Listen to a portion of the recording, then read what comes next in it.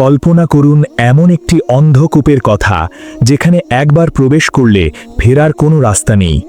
সহস্র কোটি বছরব্যাপী বিরামহীন দহনের পরও যখন মুক্তির সামান্যতম আলামত দেখা যাবে না, তখন সেই দগ্ধ আত্মারা একত্রিত হয়ে আকাশ ভেদ করা আর্তচিৎকারে একজনকে ডাকবে।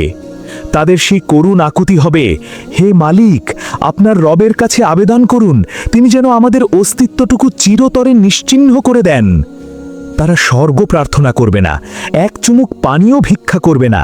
তাদের একমাত্র আকাঙ্ক্ষা হবে সম্পূর্ণরূপে মিটে যাওয়া, আর কোনো দিন কোথাও না থাকা।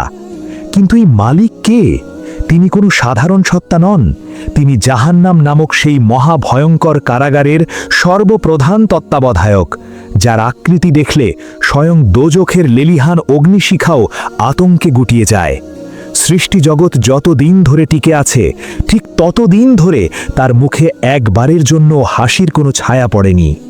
পৃথিবীতে আমরা মৃত্যুর ফেরেশতা আজরাইল আলাইহিসসালামের নাম শুনলেই শিউরে উঠি, অথচ তিনি তো কেবল একটিবার প্রাণ সংহার করবেন, একটি মুহূর্তের কষ্ট, তারপর সব শেষ। কিন্তু প্রকৃত আতঙ্কের উৎস তো সেই সত্তা, যিনি সেই বিচ্ছিন্ন আত্মাকে যুগের পর যুগ, কল্পের পর কল্প ধরে শাস্তি প্রদান করতে থাকবেন। কোনো বিরাম নেই, কোনো ক্লান্তি নেই। আল্লাহ সুবহানাহু ওয়া তাআলা পবিত্র কোরআনে ঘোষণা করেছেন, এই জাহান্নামের প্রহরায় মোট ১৯ জন প্রধান ফেরেশতা নিযুক্ত রয়েছেন, আর এই ১৯ জনের শীর্ষে তাদের সকলের অধিনায়ক হলেন মালিক আলাইহিসসালাম। মিরাজের সেই অবিস্মরণীয় রজনীতে রাসূলুল্লাহ সাল্লাল্লাহু আলাইহি ওয়াসাল্লাম যখন ঊর্ধ্ব জগতে আরোহণ করেছিলেন, তখন প্রতিটি আসমানে ফেরেশতাকুল উৎফুল্ল চিত্তে তাকে অভ্যর্থনা জানিয়েছিলেন। একমাত্র ব্যতিক্রম ছিলেন এই মালিক। জিবরাইল আলাইহিসসালামের কাছে এর কারণ জানতে চাইলে নবীজি যে উত্তর পেয়েছিলেন, তা যে কোনো বিবেকবান মানুষের হৃদকম্পন বাড়িয়ে দেওয়ার জন্য যথেষ্ট। আজকের এই আলোচনায় আমরা অনুসন্ধান করব মালিক আলাইহিসসালামকে কি উপাদানে গড়া হয়েছে, তার দৈহিক বিশালতার মাত্রা ঠিক কোন পর্যায়ের, তার অধীনস্থ ফেরেশতা বাহিনীর রূপ কেমন, আর সর্বোপরি সহস্র কোটি বর্ষ পরে জাহান্নামবাসীদের সেই মরণপণ আর্তনাদের প্রত্যুত্তরে তিনি ঠিক কি বলেছিলেন।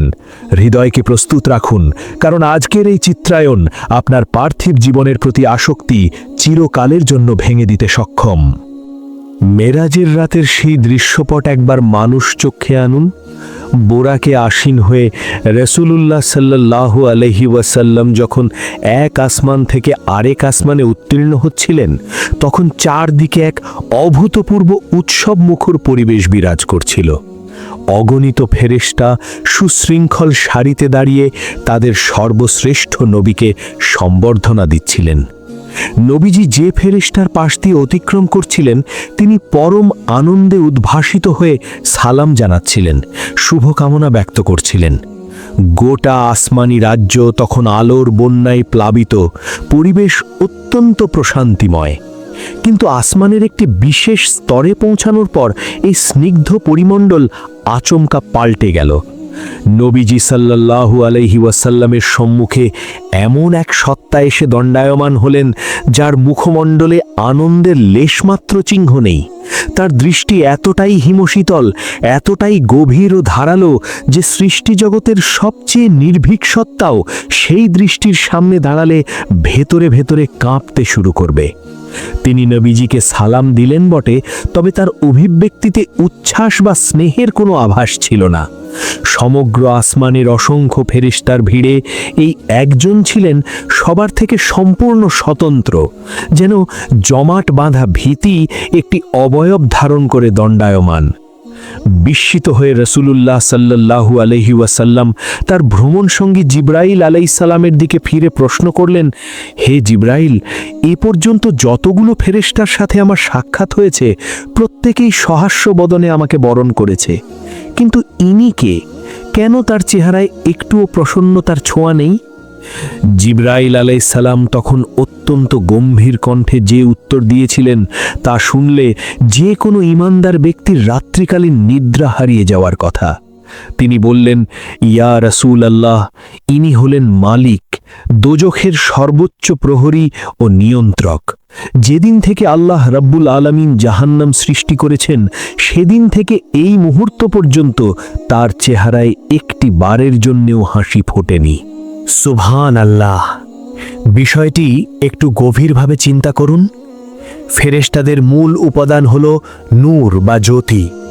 স্বভাবগতভাবে তারা কোমল, বিনয়ী ও আল্লাহর আনুগত্যে নিবেদিত। কিন্তু মালিক আলাইহিসসালামকে মহান আল্লাহ তার গজব ও ক্রোধের এক বিশেষ অংশ থেকে রচনা করেছেন। তাফসির বিদগণের ব্যাখ্যা অনুসারে আল্লাহ তাআলা মালিক আলাইহিসসালামের হৃদয় থেকে মমতা, সহানুভূতি, করুণা এসব অনুভূতির প্রতিটি কণা স্থায়ীভাবে উৎপাটিত করে দিয়েছেন।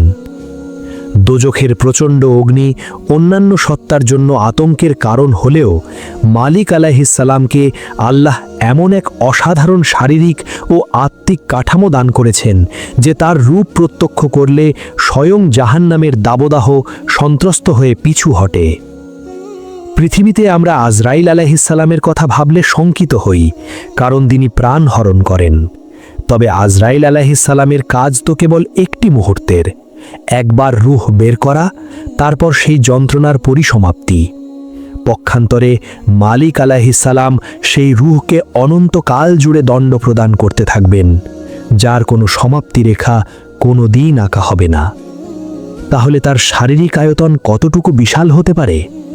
হাদিস শরীফে আল্লাহর আরশ বহনকারী ফেরেশতাদের সম্পর্কে বর্ণিত আছে যে তানের কানের নিচ থেকে কাঁধ পর্যন্ত যে দূরত্ব, সেটুকু অতিক্রম করতে একটি দ্রুতগতির পাখির 700 বছর প্রয়োজন হবে।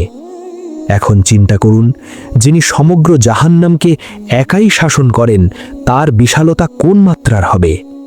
তার একটিমাত্র গর্জনে গোটা দোজখ প্রকম্পিত হয়ে কেঁপে ওঠে। তার হাতে ধরা লৌহদণ্ড ও শৃঙ্খল দিয়ে একটিবার আঘাত হানলে পর্বত গুড়িয়ে ধূলিকণায় পরিণত হবে।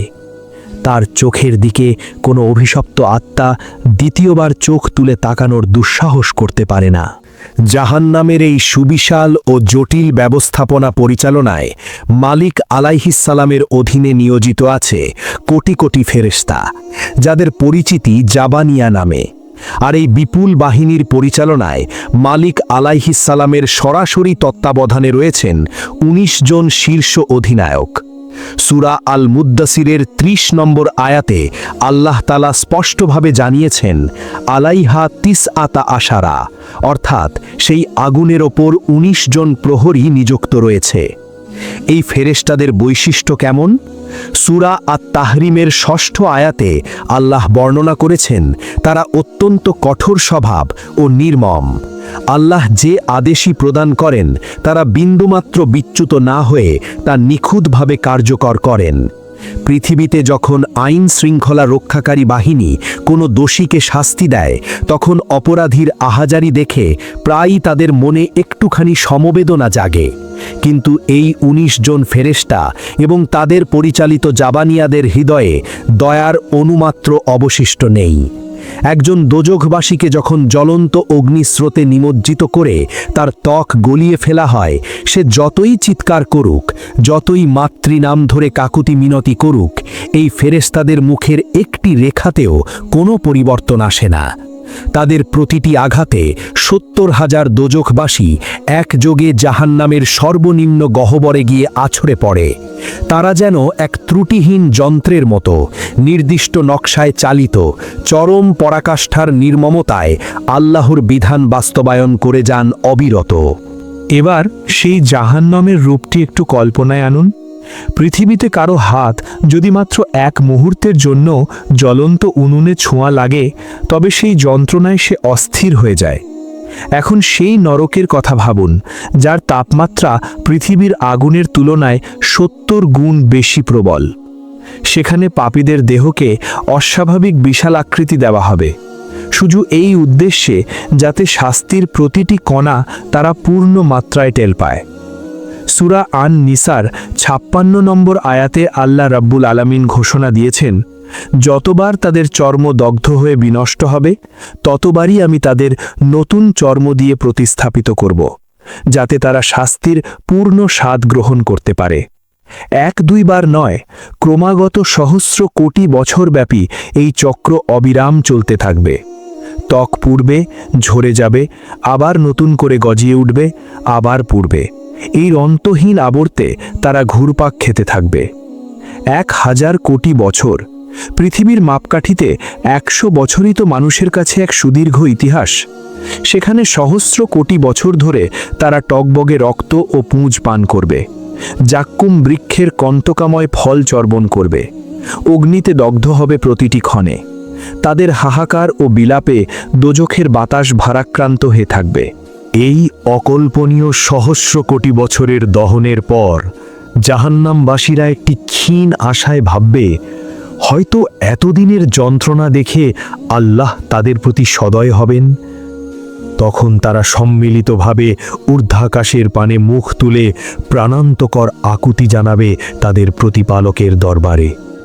তারা নিজেদের অপরাধ স্বীকার করবে, ক্ষমা ভিক্ষা করবে, অঙ্গীকার করবে, হে আমাদের রব, আমাদের একবারের জন্য বের করে দিন, আমরা কখনো আর অন্যায় করব না। কিন্তু মহাজগতের একচ্ছত্র অধিপতি মহান আল্লাহ তখন এমন এক তিরস্কার করবেন, যা সেই সহস্র কোটি বছরের অগ্নিদাহের চেয়েও অধিক মর্মভেদী। আল্লাহ তাআলা বজ্রনির্ঘোষে বলবেন, ইখসাউ ফিহা ওয়ালা তুকাল্লিমুন, অর্থাৎ ধিক্কৃত অবস্থায় এখানেই পড়ে থাক, আর কোনো কালে আমার সঙ্গে কথা বলার চেষ্টা করবি না। লা তুকাল্লিমুন, আমার সঙ্গে আর কোনো কথা নেই। এই একটি মাত্র বাক্য কানে পৌঁছানোর সাথে সাথে দোজখবাসীদের বক্ষ খণ্ড বিখণ্ড হয়ে যাবে। তারা উপলব্ধি করবে আসমান ও জমিনের স্রষ্টার সঙ্গে তাদের যোগাযোগের সর্বশেষ সেতুটিও ধ্বংস হয়ে গেছে। রহমতের প্রতিটি দ্বার তাদের জন্য চিরস্থায়ীভাবে রুদ্ধ করে দেওয়া হয়েছে। এরপর থেকে তারা আর কখনো ঊর্ধ্বমুখে তাকিয়ে সৃষ্টিকর্তার করুণা প্রার্থনা করার মতো সাহস সঞ্চয় করতে পারবে না। আল্লাহর পক্ষ থেকে এই চূড়ান্ত প্রত্যাখ্যানের পর দোজখবাসীরা চরমতম নৈরাশ্যের অতলে তলিয়ে যাবে। তাদের সামনে তখন না আছে আশা, না আছে অবলম্বন। তখন তাদের মস্তিষ্কে একটি চিন্তা আসবে, বিচারক যখন তাদের আর্জি প্রত্যাখ্যান করেছেন, তাহলে কারাগারের প্রহরীর দ্বারস্থ হওয়া যাক। হয়তো তিনি আল্লাহর কাছে গিয়ে তাদের পক্ষে একটু সুপারিশ করবেন।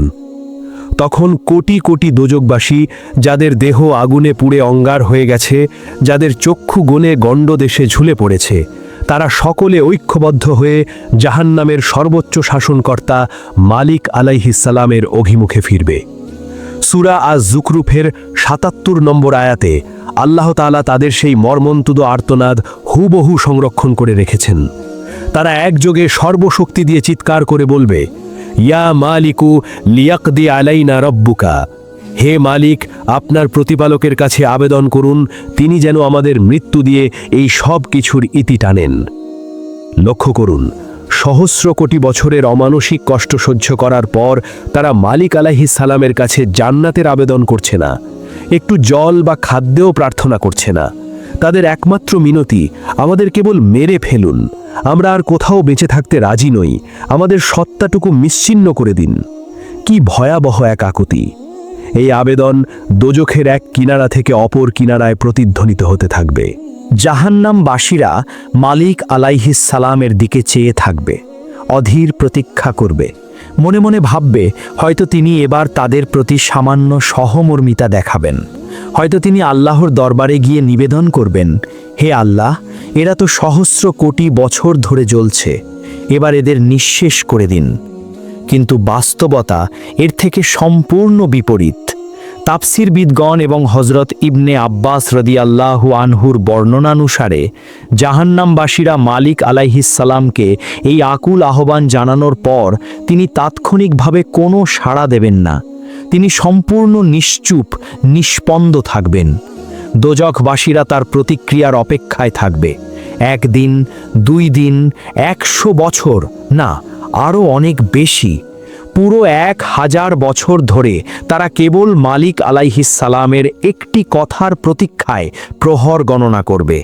এই সহস্র বছর জুড়ে তারা অগ্নিতে দগ্ধ হতে থাকবে আর মনে মনে ভাববে, মালিক এখনও তো প্রত্যাখ্যান করেননি, তার মানে নিশ্চয়ই তিনি আল্লাহর কাছে আমাদের পক্ষে তদবির করতে গেছেন।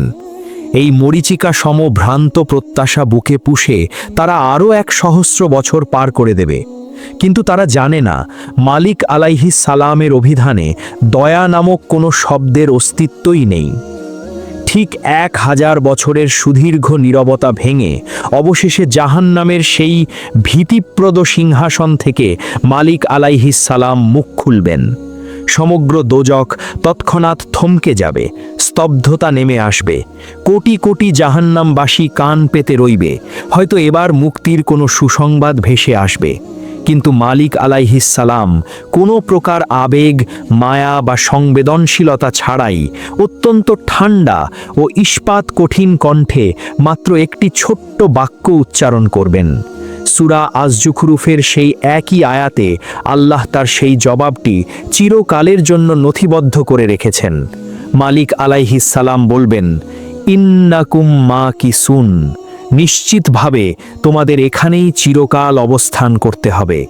কেবল দুটি শব্দ, ইন্নাকুম মাকিসুন, তোমরা এখানেই আটকে থাকবে চিরস্থায়ীভাবে।